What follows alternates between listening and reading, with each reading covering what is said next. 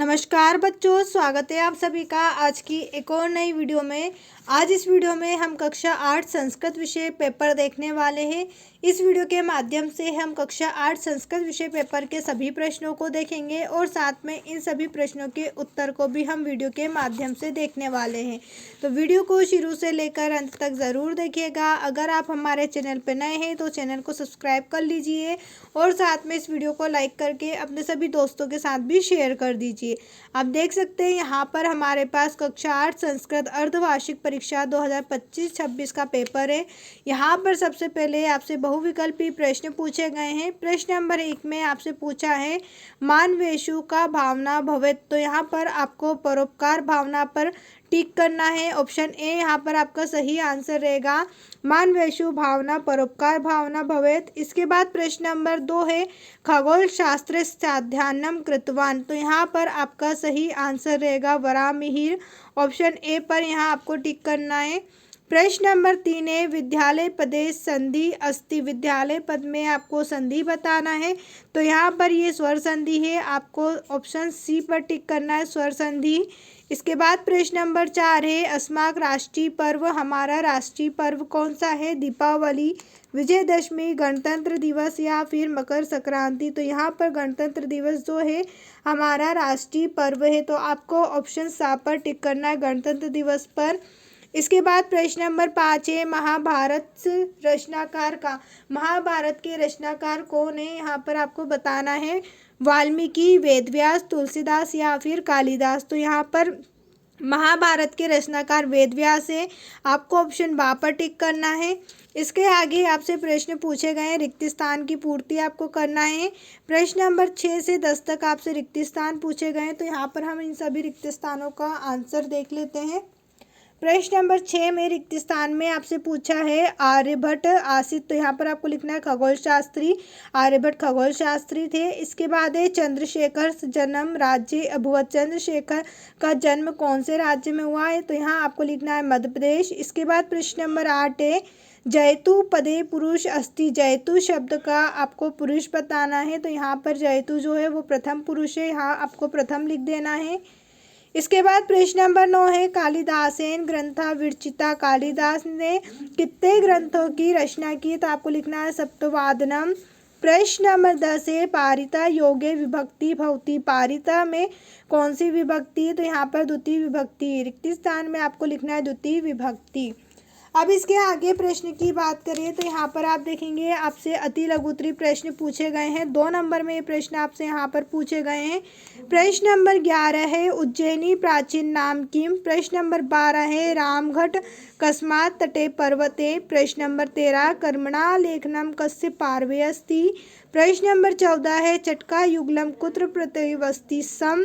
प्रश्न नंबर 15 है मेघदूतस्य कवि का। और प्रश्न नंबर 16 है अहम विद्यालयम गच्छामि इति वाक्य का लकार अस्ति। यहाँ पर हम प्रश्न नंबर 11 से लेकर 16 तक के सभी प्रश्नों का उत्तर देखेंगे।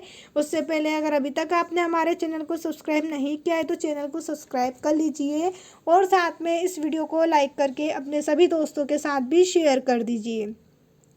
यहाँ प्रश्न नंबर 11 में आपसे पूछा था उज्जैन का पुराना नाम क्या है? प्राचीन नाम आपको अवंतिकापुरी बताना है। प्रश्न नंबर 12 में पूछा था रामघट कौन से तट पर है? रामघट जो है वो मंदाकिनी नदी के तट पर है, आपको उत्तर लिखना है मंदाकिनी तटे। इसके बाद प्रश्न नंबर 13 में आपसे पूछा है कर्म लेखनम कस्य पार्वे अस्ति। तो यहाँ कर्म का लेख किसके पास होता है? तो आपको उत्तर में बताना है चित्रगुप्त। चित्रगुप्त के पास कर्म का लेख होता है। प्रश्न नंबर 14 है चटकायु युगलम कुत्र प्रतिवस्ति सम।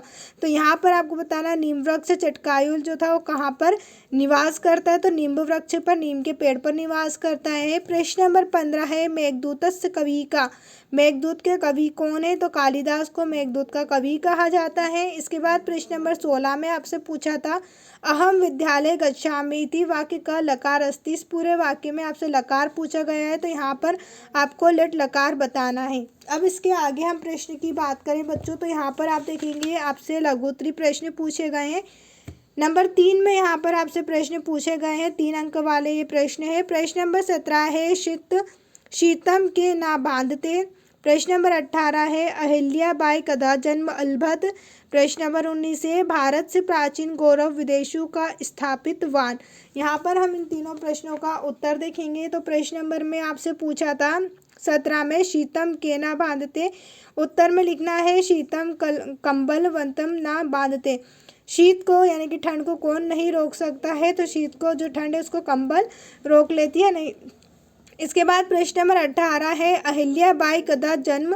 अहिल्या बाई का जन्म कहाँ पर हुआ है। उत्तर में आपको लिखना है अहिल्या बाई पंचविंशत्यु सप्तदश ख्रीस्ताब्दे यानी कि 1725 में मई मासस यानी मई के महीने में दिनांक जन्म अलभत। तो यहाँ पर आपको बता देना है अहिल्या बाई का जन्म कब हुआ। इसके बाद प्रश्न नंबर 19 है भारत से प्राचीन गौरव विदेशों का इस्तेमाल। भारत का जो प्राचीन गौरव है विदेश में किसने स्थापित किया, तो यहाँ आपको बताना है स्वामी विवेकानंद। स्वामी विवेकानंद ने भारत के प्राचीन गौरव को विदेश में स्थापित किया था। प्रश्न नंबर 20 है निम्नलिखित संख्या संस्कृत शब्द लिखत। तो यहाँ पर आपको 20 को विशंति लिखना है संस्कृत में, 18 को अष्टादश और 30 को त्रिशंत यहाँ पर आपको लिखना है। अब इसके आगे प्रश्न आप देख सकते हैं पेपर में आपको अगला प्रश्न दिया हुआ है। यहाँ पर हमने प्रश्न नंबर 20 का उत्तर देख लिया है।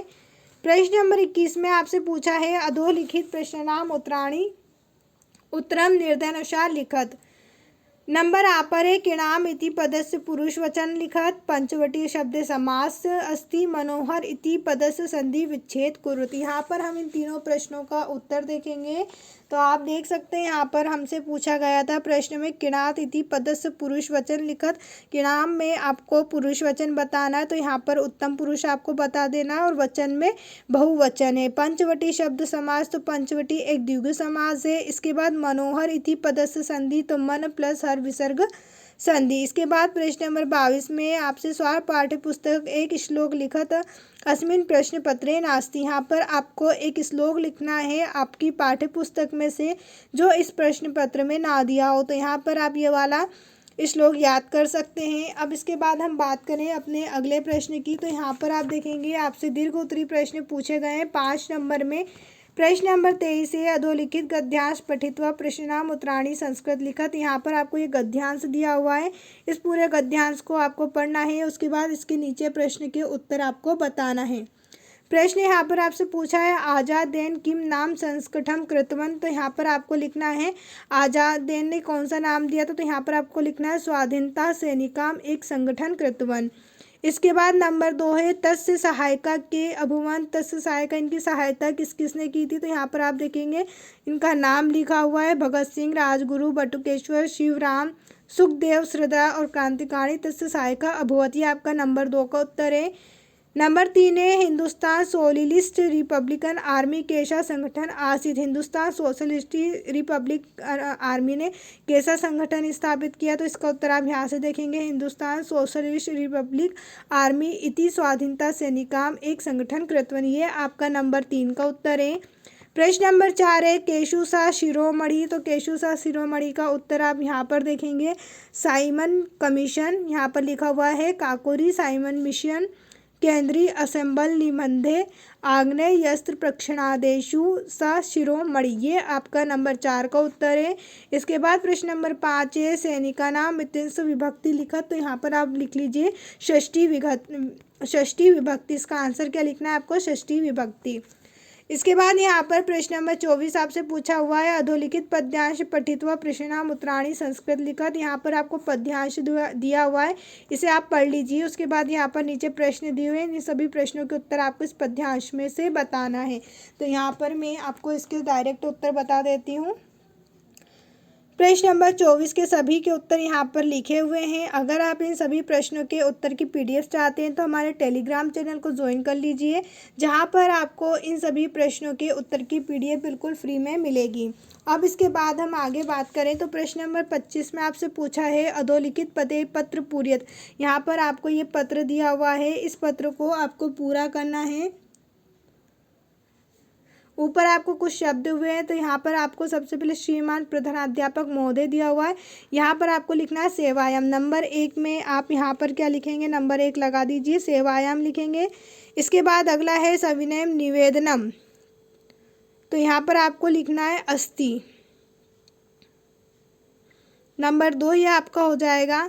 इसके बाद है यत मम गृह आवश्यक कार्यम, यहाँ पर आपको कार्यम लिखना है।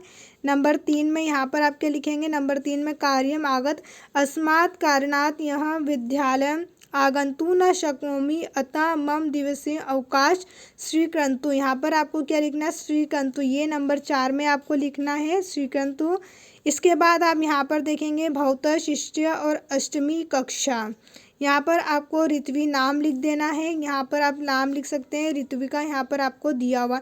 इस प्रकार से ये आपका पत्र पूरा हुआ। अब यहाँ पर प्रश्न नंबर 26 में आपसे पूछा है अधोलिखितेषु एकस्मिन् विषये पंचवाक्येषु निबंध लिखत, यहाँ पर आपको 4 वाक्य दिए हुए हैं। इन चारों में से किसी एक पर 5 वाक्य पर निबंध लिखना है। धेनु के ऊपर आप लिख सकते हैं, विद्यालय के ऊपर, उद्यानम या फिर पुस्तकम। तो यहाँ पर मेरे पास लिखा हुआ है धेनु के ऊपर।